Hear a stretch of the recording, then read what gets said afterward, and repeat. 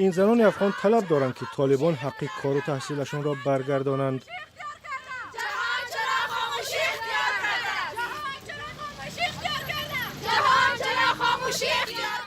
آنها می‌خواهند جامعه جهانی بر رهبران طالبان فشاری بیشتر بیارد.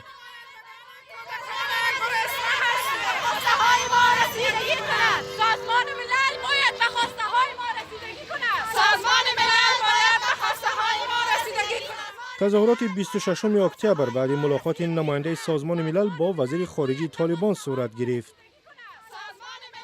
به خاطر صدای زنان افغانستان، به خاطر سلب آزادیشان، به خاطر سلب حق و حقوقشان، به خاطر سلب آموزش پرورششان، دروازه‌های مکتب بسته هست، دروازه‌های دانشگاه دولتی بسته هست.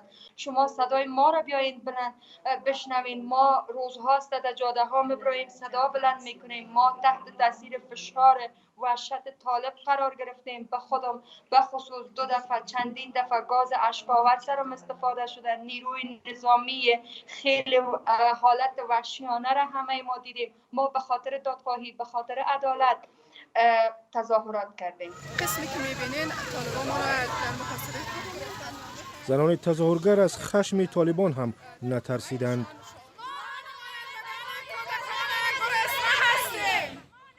زنان افغان همچنین می‌خواهند جامعه بین الملل امکان بدهد افغانستان پولش را از بانک‌های بین المللی بگیرد تا مواد غذایی خرید تواند.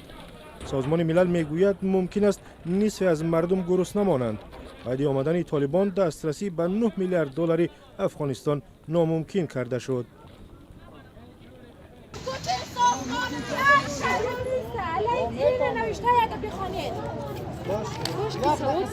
به خاطر بانک‌های افغانستان آزاد کنه، به خاطر مردم از گشنگی میمیره. خب برای مولایتون بگین، قرار بگین سوی تفاهم ایجاد نکن، برای شوازی بگین که ما علیه سازمان ملل تظاهرات داریم با مردم از گشنگی مرد. چرا پولای افغانستان اتحادیه اروپا به افغانستان 1 میلیارد دلار وعده داده است.